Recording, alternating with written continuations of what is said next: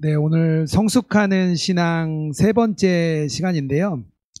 이렇게 보니까 제가 여섯 번째 시리즈를 했더라고요. 근데 사실은 올해 잘 진행이 되면 마지막에는 좀 세계관 강의까지 좀 사실 하고 싶었는데 올해 일정이 어떻게 될지 모르겠습니다. 안 되면 내년에도 이어서 좀 가도록 하겠습니다. 이렇게 하나하나 저희가 주제별로 사실 접근하고 있는 건데요. 성경이 어떤 것이냐에서 이야기했고요. 그리고 하나님에 대해서 이야기했습니다. 그리고 또 예수님은 어떤 분이시냐 그 얘기를 했고요. 그리고 또 성령님은 어떤 분인가 뭐 그런 이야기를 나눴습니다. 그리고 철로역정 하면서 우리가 구원에 이루어가는 길, 그 과정이 어떻게 되는지 그렇게 나눴습니다. 그리고 성숙하는 신앙은요, 그런 구원의 길 가운데서 조금 더 깊이 있는 신앙인, 조금 더 성장하는 그리스도인, 그런 성숙하는 신앙이 되기 위해서는 어떤 것들이 필요한가 그것을 좀 이렇게 좁혀서 이야기를 나누고 있는데요. 지난주에 그리스도인이 되는 순간 우리가 어떻게 살아야 될까 고민하게 되고 새로운 갈등지대로 들어간다고 말씀드렸습니다.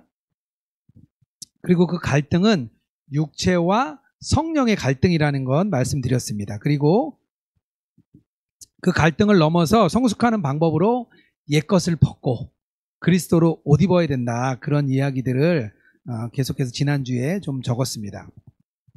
지난주에 제가 이렇게 밑줄을 좀 이렇게 넣고 했더니요. 답을 되게 열심히 쓰시더라고요. 그래서 제가 오늘도 좀 밑줄을 많이 걷습니다. 밑줄 긋고 저는 이렇게 이야기를 그냥 들으시는 게 좋겠다 생각했는데요. 또 지루하잖아요. 그러니까 들으시면서 이렇게 답을 좀 써보시면 자기만의 답안지가 좀 될 것 같습니다. 지난 시간까지는요. 우리의 내부의 싸움이었습니다. 우리 안에서의 싸움. 제가 그것을 좀 이렇게 왜 강조했냐면요. 사실은 오늘 이루어지는 영적인 싸움을 이야기하는 전초전 같았어요. 우리가 보통 영적인 싸움 그러면 보통 외부하고의 싸움을 이야기하는데 사실은 우리 내면에 있는 우리의 옛 자아, 육체와의 싸움을 가장 먼저 알아야 됩니다. 그래야 자아의 죽음이 없으니까요. 우리가 그냥 잘 안 되는 거거든요. 나는 죽고 예수로 살 때 그 나는 죽는다는 게 자아의 죽음이거든요. 그 이야기를 사실은 여러 가지 이야기를 했던 겁니다. 지난주에 그 얘기를 했다면요. 오늘은 외적인 싸움에 대해서 정리를 좀 해보려고 합니다.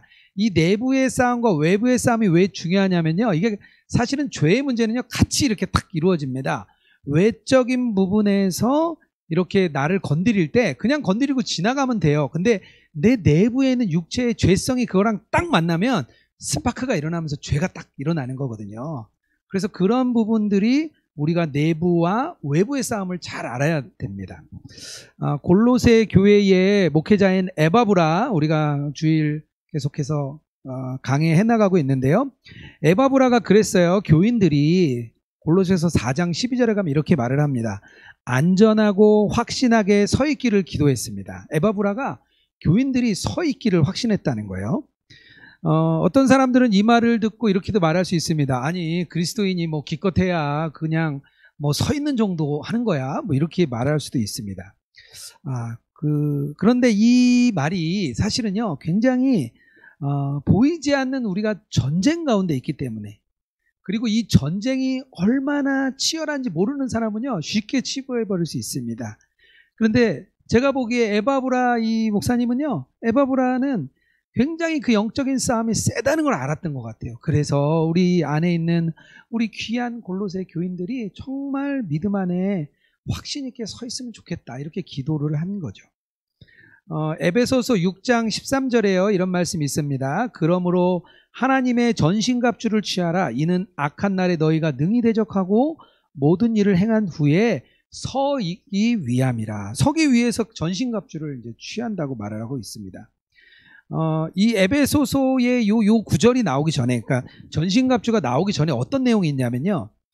남편과 아내, 부모와 자식, 주인과 종, 뭔가 굉장히 일상적인 이야기들이 나와요. 그러다가 갑자기 전신갑주를 입으라는 거예요. 주제가 급변합니다. 왜 그랬을까요?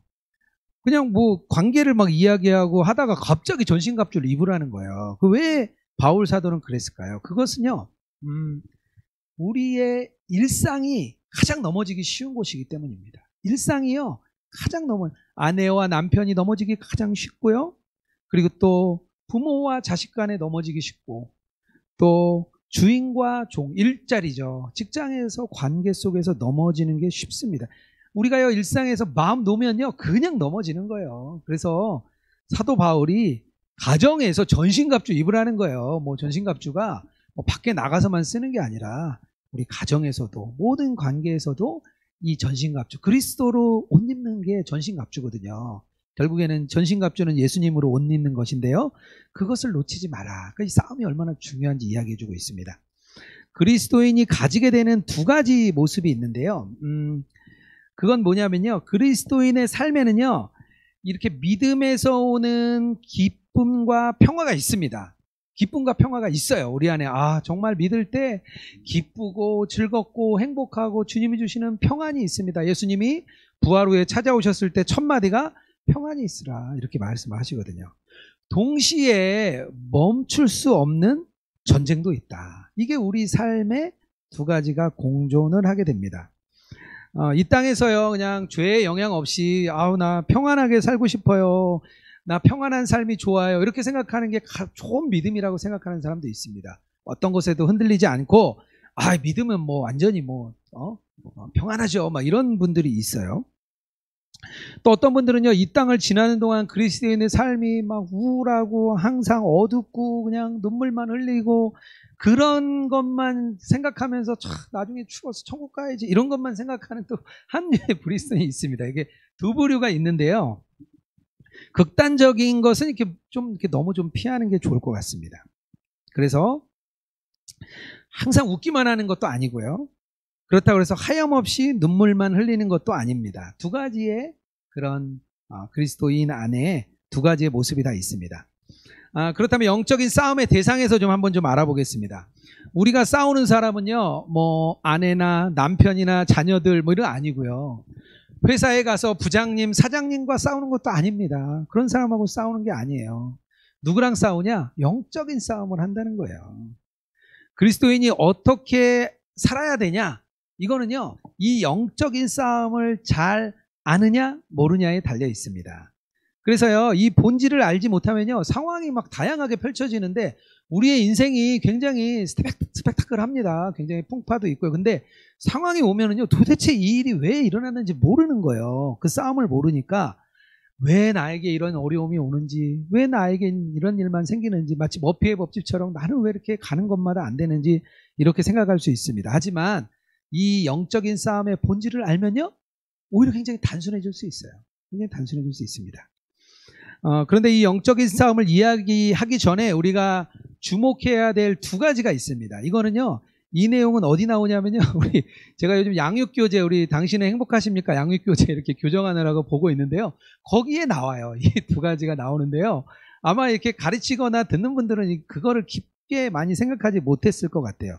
첫 번째는요, 우리의 영적인 싸움은 그리스도의 승리에 기초한다.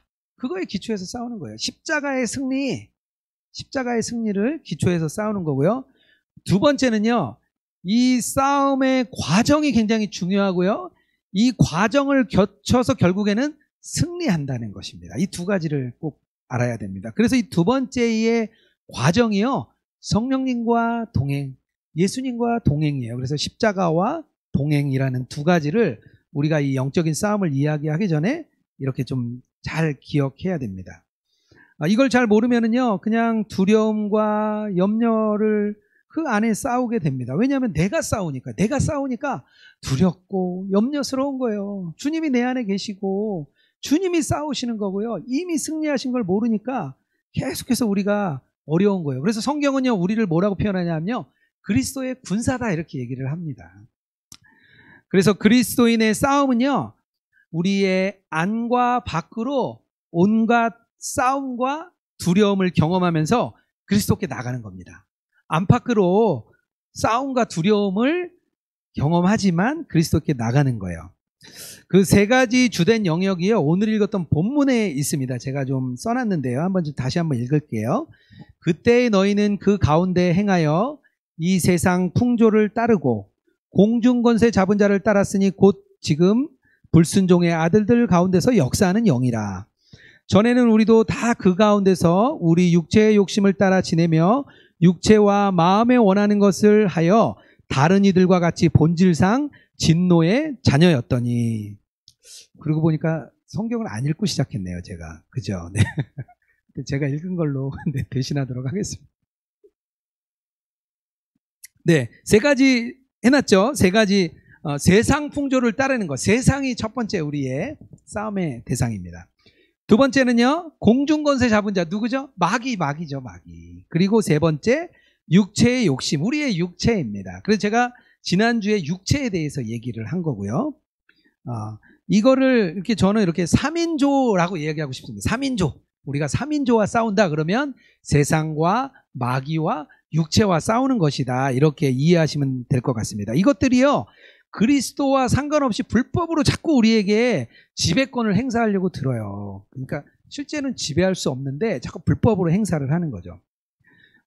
이 3인조에 대해서요, 요한일서 2장 16절도 이렇게 말을 합니다.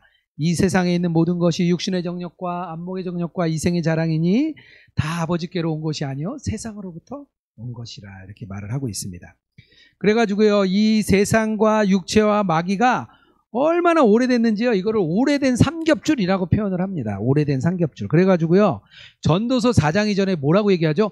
우리도 삼겹줄을 이야기하는 거예요. 왜 삼겹줄을 얘기했냐면요, 이 육신과 마귀와 세상이 삼겹줄로 몇천 년간을 이렇게 꽉 잡고 있으니까요. 전도서 4장 12절에 한 사람이면 패하겠거니와 두 사람이면 맞설 수 있다니 세 겹줄은 쉽게 끊어지지 아니하느니라. 그래서 세 겹을 얘기하는 거예요. 같이 싸움을 이야기하는 거죠. 그리스 로마 시대에 보면요, 전쟁을 할 때 이제 그런 게 있었어요. 이렇게 팔랑크스 진이라는 게 있어요. 한번 인터넷 한번 찾아보세요. 팔랑크스라는 진을 싸는데 뭐냐면요, 기다란 창을 오른손에 딱 들어요. 그리고 왼손에는 방패를 듭니다. 그리고 일렬로 뭐 20명에서 30명이 한 줄로 쫙 쓰는 거예요. 그래서 하나 둘 하면서 같이 어깨를 맞춰가지고 이제 쭉쭉쭉 나갑니다. 그리고 창이 길잖아요. 그러면 상대방이 다가올 때 막 우후죽순 오면 방패로 맞고 계속 찌릅니다. 뒤에서 찌르고 앞에서 찌르고 한 명이 빠지면 뒷사람이 붙고, 그래서 그게 5줄에서 6줄 돼 있어요. 그걸 팔랑크스 진이라 그러는데요. 그리스가 이걸로 패권을 잡았습니다. 그리고 로마가 그거를 그대로 받아가지고요, 로마도 그런 진을 썼습니다. 그러니까 마치 우리가 그 미식축구 할 때 이렇게 어깨 하고 이렇게 딱 쓰잖아요. 그런 거랑 좀 비슷한 것 같아요. 그러니까 우리의 싸움이 저는 이런 거라 생각합니다. 우리가 함께 같이 서서 우리가 방진을 짜고 이렇게 나아가는 겁니다. 그쪽도 그 삼겹줄이 딱 서 있고요, 우리도 삼겹줄이 딱 서 있습니다. 그래서 함께 대치하는 게 싸움입니다. 우리 밖에서 이어지는 싸움이요, 세상과 마귀입니다. 우리 내부는 육체라고 말씀드렸죠. 육체의 싸움도 힘든데 외부의 싸움까지 있으니까요, 그 싸움이 참 쉽지 않습니다. 내부에도 있고 외부에도 있으니까요. 사실 우리를 생각하면요, 우리 안에서도 죄가 있죠, 밖에서도 싸우죠. 그러니까 참 쉬운 것은 아닙니다. 어려운 싸움이지만 이 싸움에 대해서 승리하는 것이 어떤 것인지 알아보도록 하겠습니다. 먼저 우리의 그 죄, 세상에 대해서 한번 좀 알아보겠습니다. 바울 서신의 인사말에 고린도 전서에 이렇게 말을 합니다. 그리스도 예수 안에서 거룩하여 지고 성도라 부르심을 받은 자들. 빌립보서 1장 1절에 그리스도 예수 안에서 빌립보에 사는 모든 성도에게 인사합니다. 이렇게 말을 하는데요. 이 인사말에 그 의미가 담겨 있어요. 그리스도인의 삶. 두 가지 실존이 있는 거죠. 우리가 예수님 그리스도 안에, 예수 안에서 이렇게 계속 나오잖아요. 예수님 안에 있으면서요, 또 어디 있냐면 고린도에 살고 빌립보에 살고 에베소에 사는 거예요. 저희가 동일합니다. 우리가 그리스도 안에 있으면서요, 성남에서 살고 광주에서도 살고 서울에서도 우리가 살아갑니다. 우리의 소명이 있다면요, 예수님을 이 거부하는 세상에서 예수님과 살아가는 거예요. 그게 소명이에요. 우리 안에 준 소명은요, 예수님을 거부하죠, 세상이. 근데 그 속에 살아가라, 이렇게 말씀하신 겁니다. 우리가 주일 예배를 온라인으로 요즘 많이 드리는데요. 그렇습니다. 온라인 예배를 우리가 참 거룩하게 드리고 금방 끌라 그랬는데 잠깐 스마트폰을 열었다가 이제 뉴스를 봤는데 이번에 나온 어떤 드라마가 재미있다 뭐 이렇게 나오면 바로 글이 넘어가서 우리가 또 그 예배의 그 은혜가 가시기도 전에 바로 드라마로 이렇게 들어가서 보게 됩니다. 아마 많이 뭐 경험하셨을 거예요. 마음은 성경 읽으러 들어갔는데 설교 한 편 듣고 또 금방 또 딴 것도 보고 이렇게 세상이 우리에게 가깝다는 거예요. 우리가 아침에 새벽에 일어나서 우리가 보내드리는 예수동행 기도문을 가지고 큐티하고 뜨거운 마음으로 이제 딱 출발했는데 출근길에 이 보이는 간판이나 그걸 보고 아우 저런 거 하나 사고 싶은데 뭐 그런 생각도 들고 또 지나가는 다른 사람의 옷차림을 보고 우리의 막 시선을 빼앗기고 그러니까 이렇게요 우리의 약점을 사실은 깨트려 보고요 우리를 이렇게 사로잡아 갑니다. 그래서 육체적이고 순간적인 쾌락으로 이렇게 유혹을 하게 됩니다. 제가 직장 생활할 때 좀 꿈꾸던 게 있었어요. 뭐냐면 뭐 제가 얘기했던 건 아닌데 이제 제가 이제 같이 우리 속회 안에서 나눔을 직장 안에서 믿음의 싸움을 싸우는 거에서 제가 막 나눴는데 지금 권사님이죠. 집사님이 그때 당시에 저한테 그러시는 거예요. 제가 보니까 홍 집사님은 이 건설업계의 다윗이 될 것 같다. 이렇게 얘기를 해주셨어요. 그래서 제가 그걸 마음에 품었습니다. 그래. 주님이 나를 부르신 거는 내가 건설업의 다윗이 되라는 거야. 생각하고 정말 그 믿음의 싸움을 싸우려고 했습니다. 건설업계에 부조리가 상당히 많거든요. 정직하려고 하고 금전적인 로비 안 하려고 하고 접대 문화 좀 안 하려고 하고 그리고 또 이명 계약 이런 거 뭐 안 하려고 하고 뭔가 이제 제가 싸울 수 있는 싸움들을 막 이렇게 싸웠어요. 근데 나중에는요 잘렸어요. 나중에는 그 위에 분하고 이사님하고 관계가 안 좋아져서 시키는 거 안 하니까 결국에는 이제 뭐 잘렸는데요. 하여튼 제가 근데 그 일은 오히려 저에겐 큰 은혜가 있는 뭐 굉장히 그런 간증이 있습니다. 이후에 뭐 또 제가 말씀드리기도 한 것 같은데요. 어쨌든 그 사회적인 악, 이 세상이라는 그 악 앞에서요. 제가 너무 약하다는 것을 많이 경험했습니다. 세상의 그 영향력에 이렇게 거부한다는 게요. 야, 이렇게 힘든 일이구나. 그것을 알았습니다. 그전에는요. 세상과 싸우려고 하지 않고 그냥 어느 정도 그냥 같이 타협하면서 살려고 할 때는 세상이 그렇게 힘든지 몰랐습니다. 그런데 이 세상에 맞서려고 해보니까요. 그 사회적인 악 앞에는요. 야, 그리스도인 한 명으로는 참 안 되겠다. 그런 생각이 들었어요. 정말 그래서 제가 생각했던 게 그리스도인 그 기독교인들 연합체가 생겨서 그 안에 이 뭐 법조인도 있고 뭐 검사도 있고 판사도 있고 또 운동하는 사람도 있고 그래서 실제적으로 문제가 있으면 내부 고발도 하고 내부 고발한 사람 지켜주기도 하고 그래서 그런 단체가 있으면 좋겠다 제가 막 그런 생각을 했어요. 그래서 정직하기 운동 그래서 뭔가 그리스도인다운 운동들을 막 해나가면 이 세상의 악과 싸울 수 있지 않을까 그걸 막 고민하다가 이제 제가 잘린 거죠. 네. 그래서 제가 못했는데요. 하여튼 우리 직장 생활하는 많은 우리 집사님 권사님들이 장로님들이 좀 세상에서 그런 스크럼을 짜고 또 그런 단체도 만들어서 정말 믿음의 싸움을 싸워나가면 좋겠습니다. 신약 성경은요, 이 세상이 사람들에게 영향을 미치는 방식을 다양하게 보여주는데요. 그 중에서 씨 뿌리는 자의 비유, 이게 좀 잘 맞는 것 같아요. 예수님이 가시밭과 같은 마음을 말씀해 주셨습니다. 가시밭과 같은 마음은 그는 말씀을 듣기는 하지만 세상의 염려와 재물의 유혹이 말씀을 막아 열매를 맺지 못한다. 이렇게 말씀을 하셨습니다. 세상 질서는요, 말씀 있는 곳에 그 말씀이 있는 곳에요, 이렇게 하나님의 은혜를 확 질식시켜 버립니다. 세상 이 질서가요.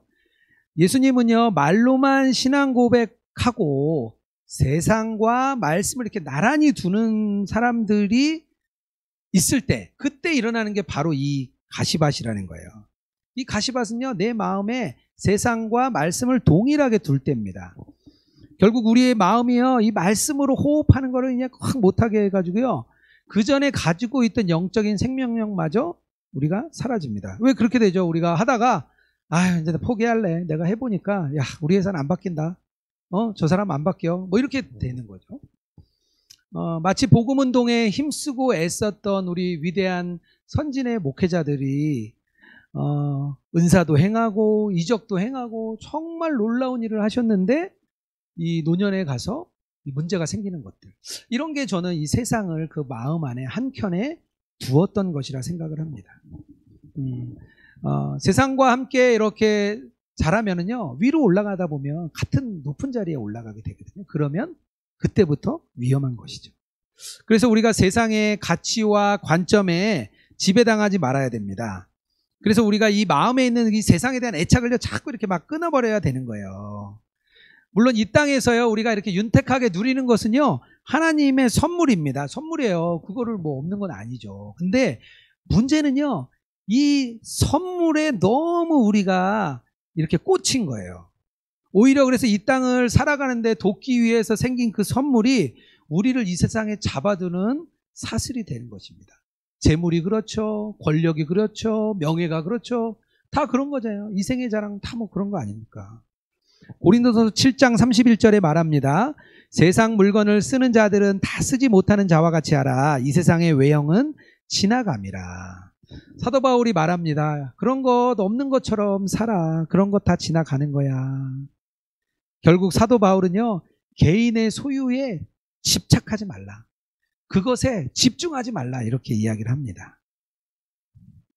세상은요, 우리를 질식시켜가지고요, 자기한테 이렇게 따라가게 하거든요. 그 표현을 잘 나타내주는 단어가 있습니다. 뭐냐면 바로 세속성이에요. 이거는 너무 좋은 단어 같아요. 세속성. 이거는 교회에도 세속성이 들어오고요, 개인에게도 세속성이 들어옵니다. 이 세속성이 가톨릭 교회에 들어갔기 때문에 마틴 루터가 오직 십자가 복음으로 다시 이것을 끄집어내는 거죠. 세속성이란 말은요, 이렇게 정의가 나오더라고요. 속으로는 세상의 정신을 따라가면서 겉으로만 그리스도인인 것처럼 살아가는 것. 이게 세속성이라는 거예요. 예수님 당시에 누가 그랬죠? 바리새인들. 바리새인들을 예수님은 그렇게 말을 했습니다.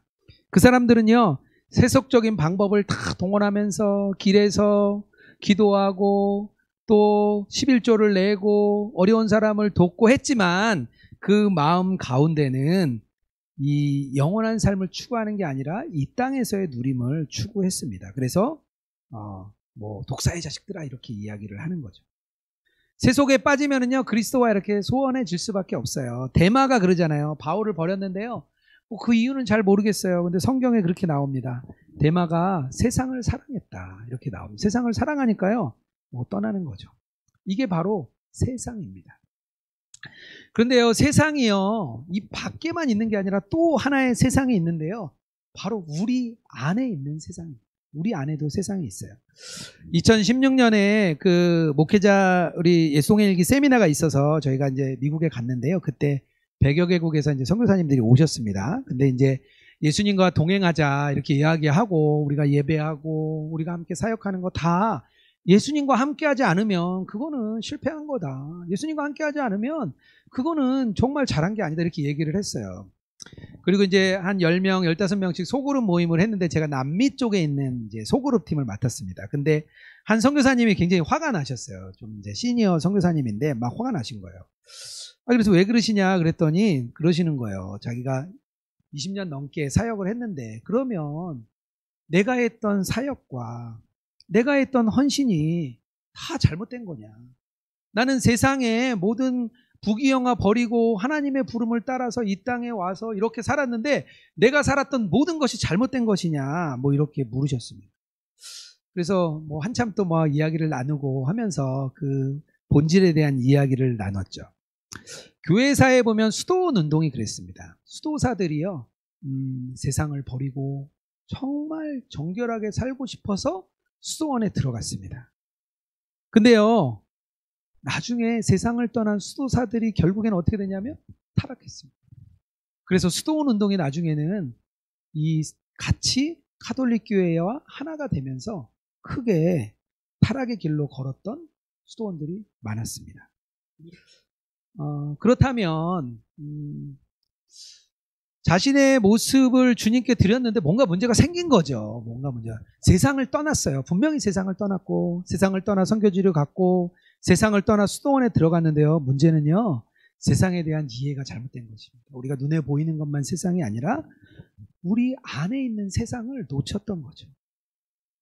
신약성경은요, 그래서 세상을 뭐라고 표현하냐면요, 에베소서 6장 12절에 말합니다. 하나님과 성령을 대적하는 모든 것을 세상이라고 이야기하는 거예요. 하나님을 영화롭게 하기 위해서 막는 것은 다 세상입니다. 그래서 우리가요, 싸움을 싸울 때 우리의 외부에 있는 세상과 우리 내부에 있는 싸움, 두 가지에 대한 싸움을 모두 다 할 수 있어야 됩니다. 이 세상에 대한 이해, 제가 좀 길게 얘기했는데요. 아무래도 우리가 육체, 세상, 마귀를 이야기할 때 세상에 대한 이야기가 가장 적었던 것 같아서 제가 좀 길게 이야기를 했습니다. 두 번째, 우리가 밖에서 싸우는 두 번째 싸움은 마귀와의 싸움입니다. 세상은요, 이렇게 살아있는 원수는 아니에요. 살아있진 않죠, 세상은. 그런데 그리스도인에게 또 이 살아있는 자와 이 벌이는 또 다른 차원의 전쟁이 있는데요. 바로 마귀와의 전쟁입니다. 그런데 마귀와의 전쟁에서 피할 두 가지가 있어요. 두 가지가 있는데요. 뭐냐면 이것도 좀 잘 필요한 것 같아요. 하나는요, 마귀에게 너무 무신경한 거예요. 그러니까 뭐 그런 거죠. 에이, 마귀 있어봐야 그러니까 별로 신경 안 쓰는 거예요. 그리고 어떤 일이 일어나도 그게 무슨 일이 일어났는지 깨닫지 못하는 거죠. 영적인 눈이 이제 안 띄었다고 볼 수 있는데요. 이 마귀가요, 경력이 오래됐습니다. 마귀의 경력이 우리 성경에서 말하는 짧은 연수는 6,000년, 그 이상 됐을 수도 있고요. 하여튼 마귀의 연수가 굉장히 깁니다. 근데 우리는 인간은 해봐야 100년 사는 거예요. 100년. 스크루테이프의 편지라는 책에 보면요, 마귀가 인간의 마음을 잘 알아가지고요, 너 거기 있는 그 환자라고 표현을 해요. 거기서는 환자가 어떤 거 못하게 해. 말씀 읽으려고 하면 빨리 다른 일 돌리게 해. 마음이 자꾸 교회로 향하게 하면 야, 빨리 염려를 심어줘. 막 이런 식으로 그냥 마귀가 얼마나 똑똑한지요, 우리를 탁 꿰차고 있습니다. 너무 무신경한 거 별로 안 좋습니다. 또 하나는요, 마귀에게 너무 깊이 몰입해가지고요, 너무 그 능력에 주눅드는 것도 안 됩니다. 그러면요, 그런 분은요, 모든 게 전쟁이에요. 다 전쟁이에요. 다.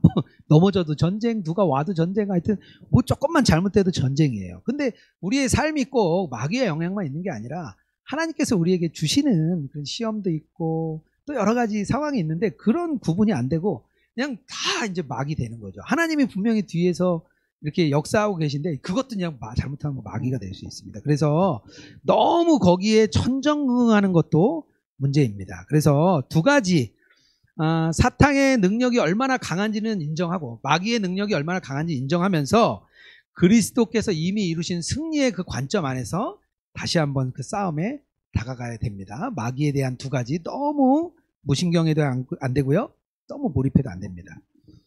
구약 성경에서는 사실 마귀의 실체가 거의 안 나타납니다. 마귀의 실체가 별로 안 나타나요. 성경에서 마귀에 대한 이야기를 많이 안 해줘요. 근데 신약 성경에 가면요, 마귀가 계속 나타납니다. 아마 예수님이 오시고 나서 이제 이 마귀 진영에서도 큰일이 난 것 같아요. 그리스도가 이 땅에 왔으니 이거 진짜 뭔가 일이 있겠구나 하니까 아마 마귀들이 막 이제 활동을 많이 한 것 같아요. 귀신 들린 이야기들이 많이 나오죠. 먼저 마귀의 기원에 대해서 한번 알아보겠습니다. 이 마귀의 기원은 사실 에스겔서 28장 12절에서 19절에 있는데요.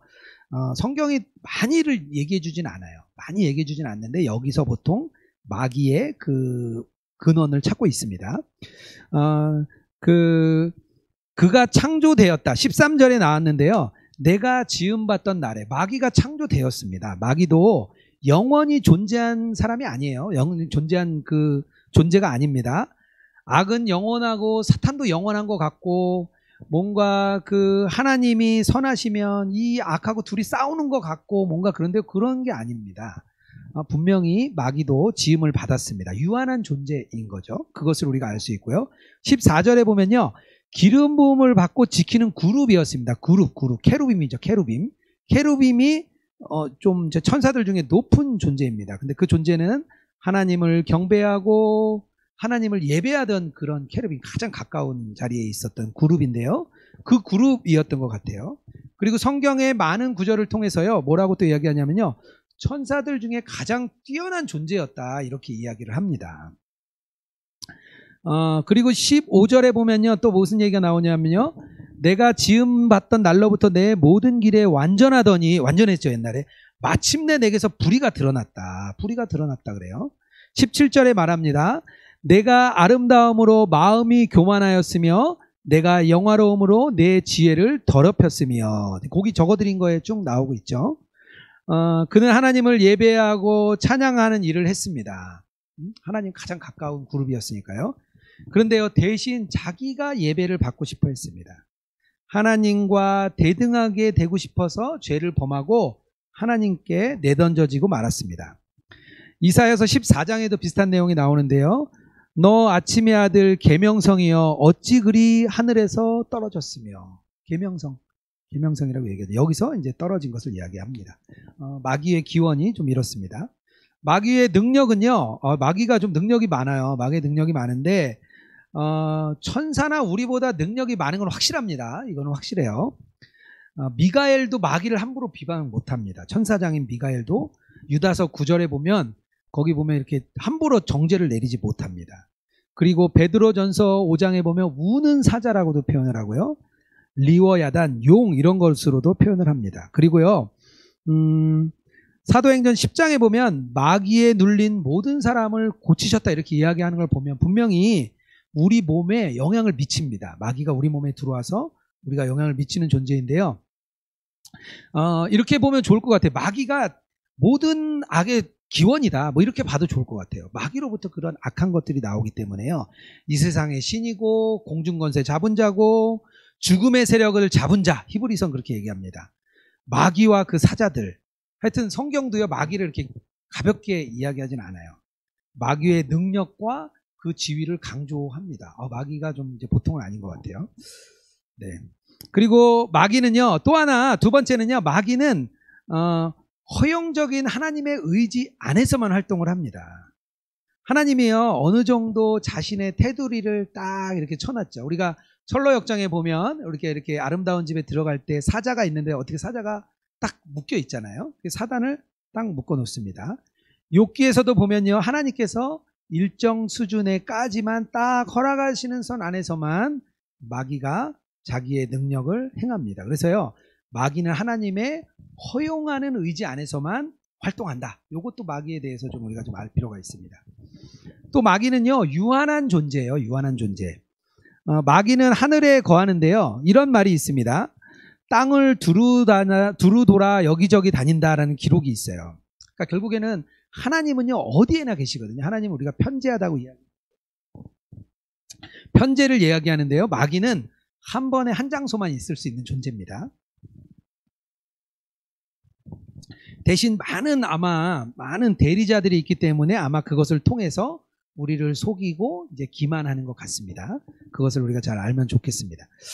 마귀의 뜻과 사역에 대해서도 좀 나누면 좋겠는데요. 마귀라는 뜻은요, 헬라어로 이렇게 던지다라는 뜻입니다. 던지다. 이거 뭐 지금 많이 나오는 이야기인데요. 중상하고 비방하고 내뱉는 거죠. 우리 마음에요, 항상 이런 이야기를 던집니다. 믿음의 싸움을 싸우지 못하도록 우리를 좌절시키는 거죠. 계속. 야, 남들 다 그렇게 하는데 너도 그렇게 해. 괜찮아.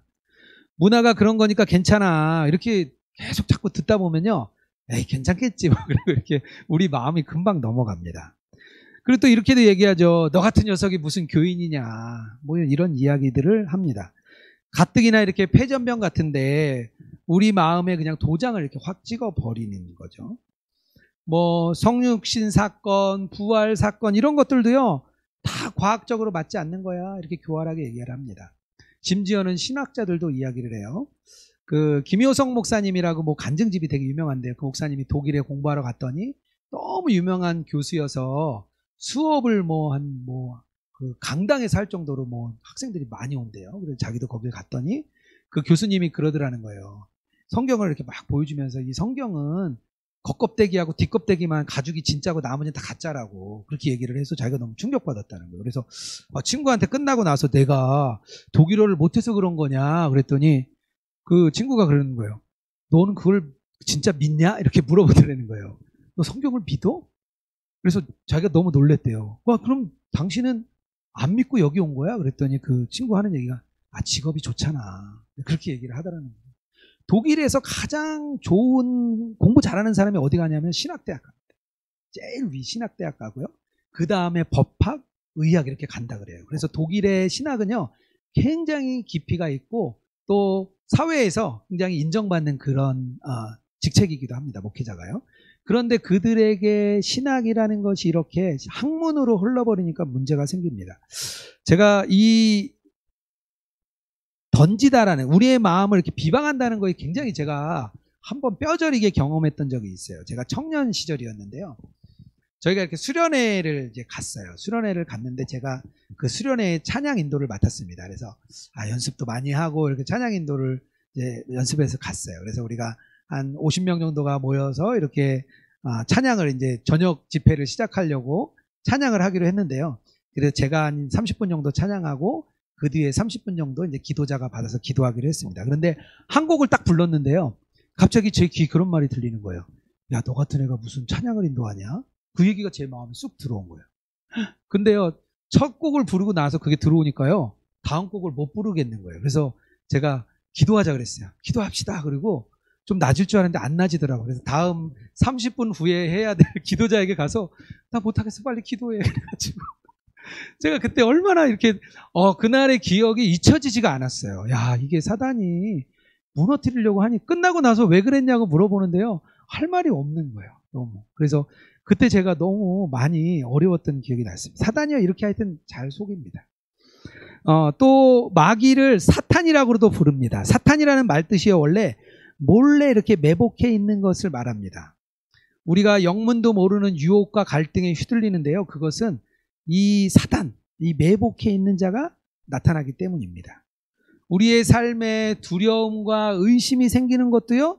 사단이 이렇게 매복해 있다가 쑥 쳐들어와 가지고요. 우리의 염려와 두려움을 툭 건들고 가기 때문입니다. 또 마귀는요. 속이는 자라고도 이렇게 불립니다. 속이는 자라고 불리는데요. 요한계시록 13장 11절에 이렇게 말씀이 있습니다. 내가 봄에 또 다른 짐승이 땅에서 올라오니 어린 양같이 두 뿔이 있고 용처럼 말을 하더라. 어린 양은 요한계시록에서 말할 때 대략 이렇게 그리스도를 말합니다. 어린 양을 이야기할 때는 그리스도를 말하죠. 이 악한 짐승이요 외적으로는 어린 양 같다는 거예요. 그리스도와 같이 특징을 가지고 있고요. 그리고 우리를 이렇게 미혹해서 다른 길로 이렇게 인도하려고 애를 쓰는 거죠. 잘 모르는 거예요, 우리가. 속이다라는 말뜻에 이런 게 있어요. 옆으로 빗나가다, 잘못으로 이끌다 이런 의미가 담겨 있는데요. 아마 이게 좀 정확한 묘사인 것 같습니다. 세상 이 창조가 시작되자마자 바로 속였죠. 하와를 속여가지고요. 금방 타락의 길로 넘어갔습니다. 사람의 마음을 이렇게 잘 속여요. 잘 속여서 우리 길로 끌고 가는 자가 마귀입니다. 마귀는 또 형제를 참소하는 자입니다. 이 참소하다는 의미는요, 이렇게 약간 법정에서 검사처럼 죄를 지적하는 거예요. 죄를 지적하는 건데요. 사단이요, 이 마귀가 하나님 앞에서 우리의 죄를 고소합니다. 하늘에 올라가면 법정이 있거든요. 그 법정에서 우리를 고소합니다. 스가랴서 3장에 보면 그 모습이 그대로 나와요. 스가랴가 이제 환상을 보는데요. 섰습니다. 근데요, 그가 어떤 옷을 입고 있냐면요, 더러운 옷을 입고 대제사장 여호수아가 하나님 앞에 섰더니 이렇게 말이 있습니다. 그리고 사단이요 옆에서 그를 계속 이야기합니다. 이제 그 죄의 문제를 이야기하는 거죠. 더러운 옷을 입었으니까 죄가 있다는 거잖아요. 그 죄를 막 이야기하다가 결국에는 그 하나님께 혼이 납니다. 하나님께 혼이 나고요. 그리고 여호수아는 이렇게 아름다운 옷으로 갈아입혀라 이렇게 얘기를 합니다. 여호수아가 더러운 옷을 벗고 그런 옷으로 갈아입습니다. 그러니까요, 사단이 계속해서 그 법정에서 우리를 이렇게 참소하는 거죠. 그림이 나오고 있습니다. 그렇다면 이 사단과 그리스도를, 이 마귀와 그리스도를 어떻게 분별할 것인가? 그게 좀 저희의 중요한 문제인 것 같은데요. 마귀라면 어떤 방법을 쓸까요? 못 알아보게 하는 거죠. 못 알아보게. 마귀는 못 알아보게 하는 게 자기의 방법입니다. 어떻게든 못 알아보게 하려고 뭘로 가정한다 그랬죠?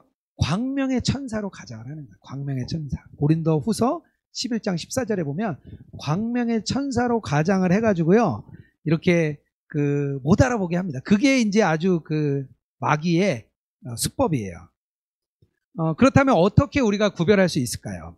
어떻게 하면 하나님이 역사하시는 것과 사단이 역사하는 것, 하나님의 음성과 또 우리 사단의 음성 어떻게 할 수 있을까요? 싱클레어 퍼거슨 저자가 4가지의 분별법을 이야기했습니다. 사단이 아무리 속이려고 그래도요, 이런 게 이제 드러난다는 거예요. 첫 번째는요, 그리스도의 음성은 성경의 참된 의미와 일치를 하는데 사단은 성경을 잘못 해석해서 본래의 의도와 다르게 해석하게 만듭니다.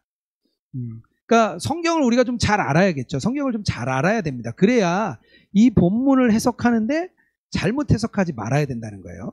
잘못 해석하지 말아야 된다는 의미입니다. 그러나 하나님께서는 이 그리스도가 주님께서는 우리가 이렇게 잘 이해하도록 해줘요. 그래서 성경이 어렵지만요, 그래도 쭉 복음서 같은 거 읽으면 그래 하고 이해하게 됩니다.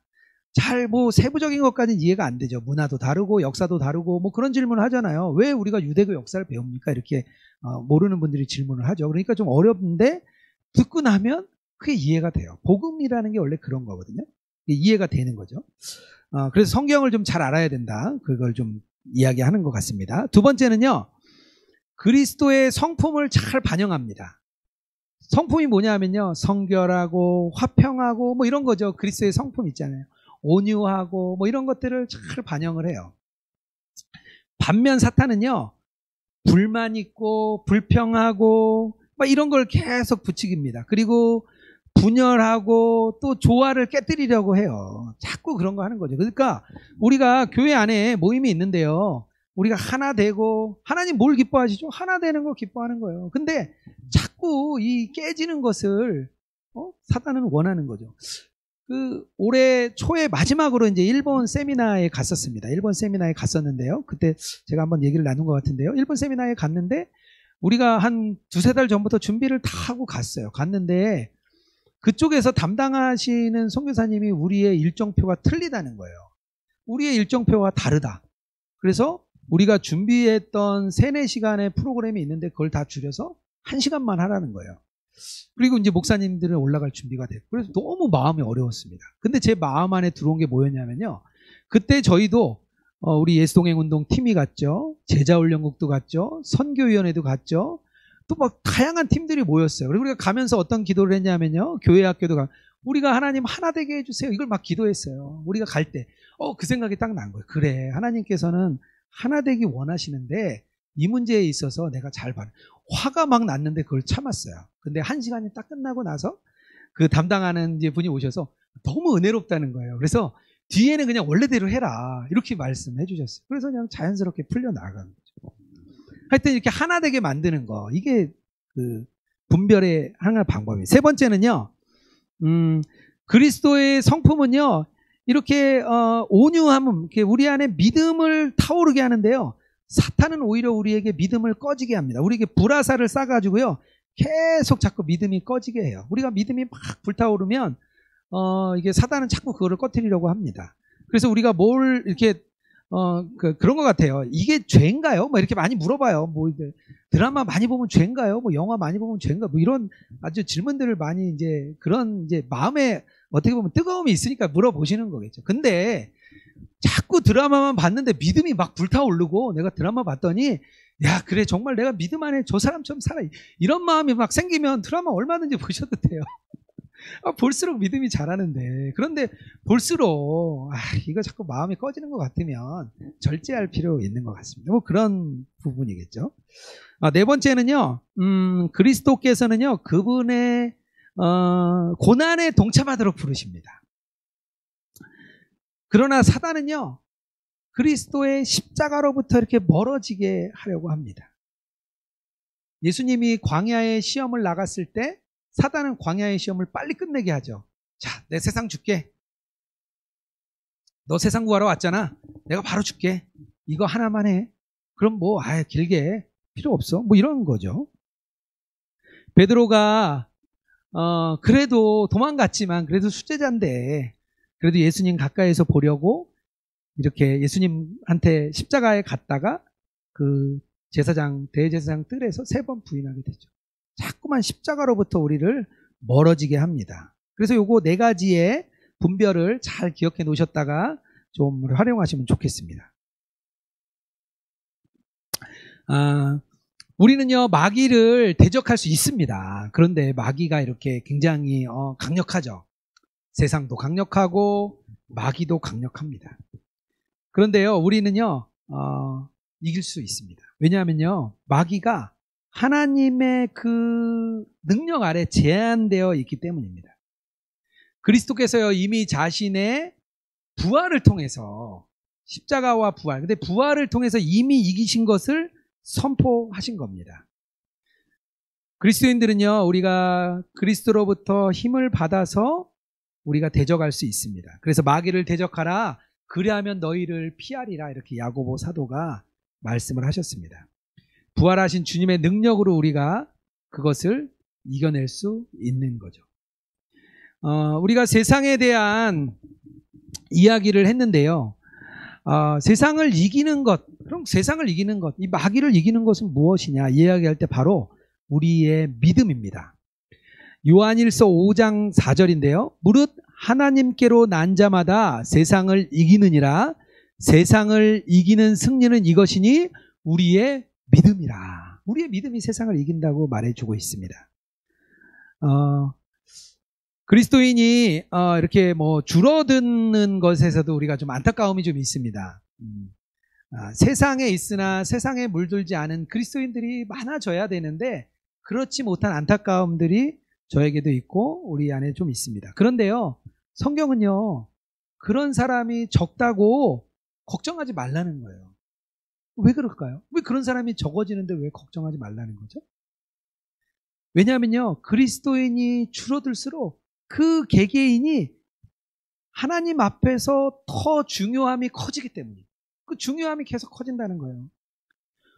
홍수 심판 때에 그 많은 사람이 있었는데요. 심지어는 그때 당시에 뭐 개체들이나 동물들이나 뭐 사람과 동물이 이제 썩어서 석유가 된 걸 보면, 또 석탄이 된 나무들이 썩어 석탄이 된 걸 보면 뭐 인구가 100억이 넘지 않았겠냐, 뭐 이런 조사도 뭐 합니다. 나이가 뭐 100살까지 살았으니까요. 근데 그 많은 사람 앞에 노아 한 명. 그런데 노아가 굉장히 중요했고요. 구원의 길이 되었습니다. 소돔과 고모라에서는요, 롯 한 명, 그 롯이 한 명 중요했어요. 세상 속에서요, 우리 그리스도인이 중요합니다.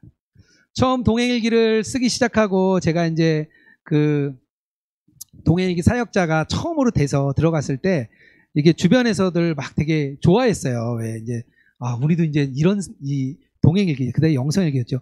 영성일기로 뭔가 하려고 하긴 하나 보다. 그래서 뭐 집사님들도 이제 우리 잘 쓰시는 분들이 뭐 한 번도 얘기한 적도 없는데 막 찾아오셨어요. 그래서 참 만남을 많이 가졌습니다. 그래가지고 그걸 보면서 뭐 그때 당시 저도 잘 안 썼거든요.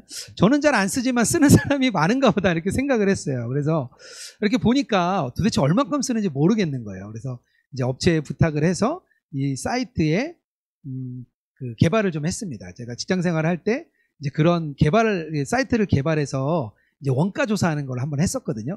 비슷하게 하면 될 것 같아서 요청을 드려서 만들었어요. 그래서 이제 처음으로 제가 이제 우리 교인들 가입 인원과 또 얼마나 쓰는지 일주일에 7번 이상, 5번 이상, 3번 한번 쓰는 사람을 딱 정리를 했습니다. 그래서 목사님들은 얼마나 쓰는지, 전사님 얼마나 쓰는지, 장로님들, 권사님들, 집사님, 성도님들까지 다 조사를 했어요. 제가 그래가지고 굉장히 많은 양의 리포팅을 하고 이제 제가 이제 보고를 하러 가려고 하는데 생각했던 것보다 쓰는 사람이 너무 적은 거예요.